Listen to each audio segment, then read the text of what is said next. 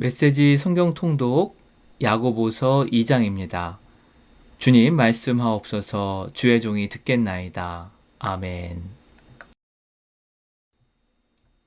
야고보서 2장. 사랑하는 친구 여러분, 그리스도께로부터 시작된 우리의 영광스러운 믿음 생활에 세상 사람들의 생각이 영향을 미치지 못하게 하십시오. 어떤 사람이 값비싼 정장 차림을 하고 여러분의 교회에 들어오고 뒤이어 누더기 옷차림의 노숙자가 들어왔다고 가정해 봅시다. 여러분이 정장을 차려입은 사람에게는 선생님, 여기에 앉으십시오. 이 자리가 가장 좋은 자리입니다. 라고 말하면서 누더기를 걸친 노숙자는 아예 무시하거나 혹은 여기 뒷자리에 앉는 게 좋겠습니다. 라고 말한다면 여러분은 하나님의 자녀들을 차별하고 남을 판단하는 신뢰할 수 없는 사람이 아니겠습니까? 사랑하는 친구 여러분, 귀 기울여 들으십시오.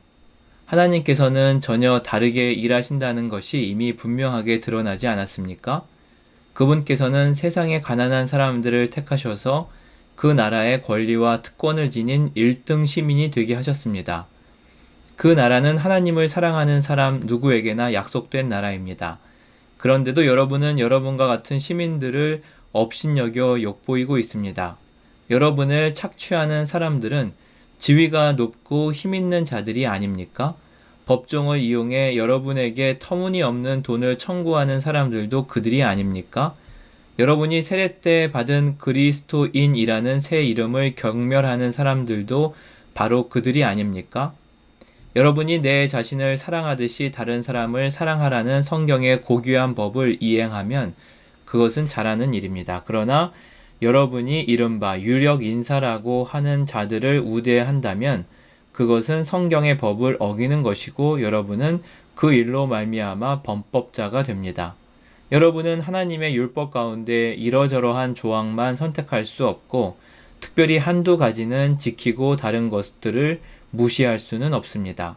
간음하지 말라고 하신 하나님께서 또한 살인하지 말라고 하셨습니다.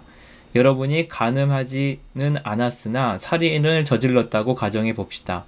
그러면 여러분은 나는 간음하지 않았으니 그것으로 나의 살인죄가 상쇄될 거야 라고 생각하시겠습니까? 그럴 수 없습니다.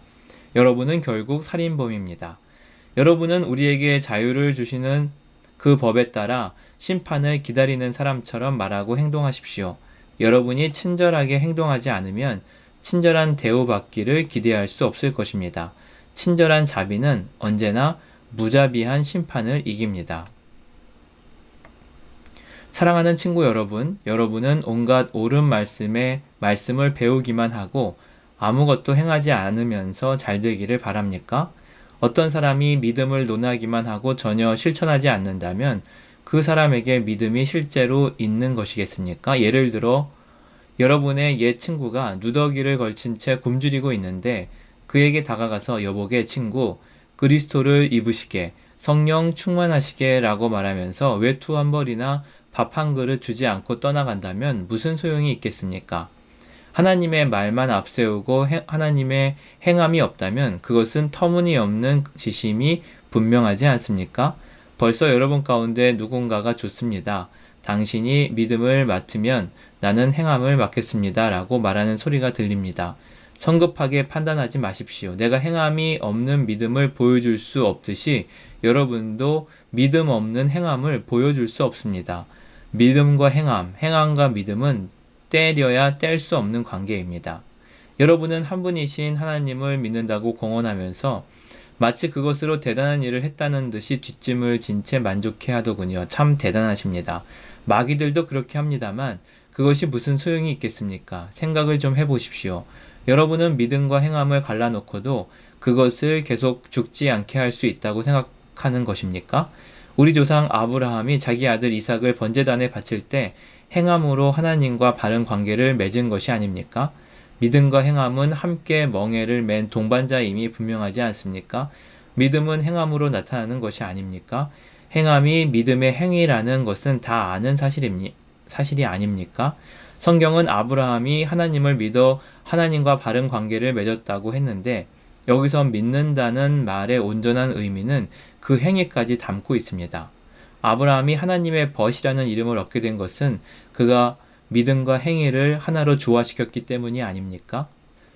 사람이 하나님과 바른 관계를 맺는 것은 열매 맺지 못하는 믿음으로 되는 것이 아니라 행함으로 열매를 맺는 믿음으로 되는 것이 분명하지 않습니까? 여리고의 창녀 라합의 경우가 그러했습니다.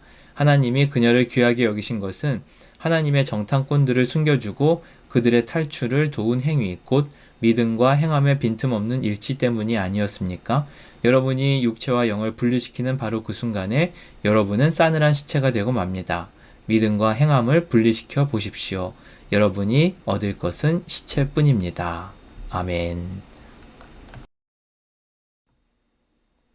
오늘의 묵상 기도입니다. 사랑의 하나님, 행함 없는 믿음이 아니라 행함 있는 믿음을 갖게 하옵소서. 아멘.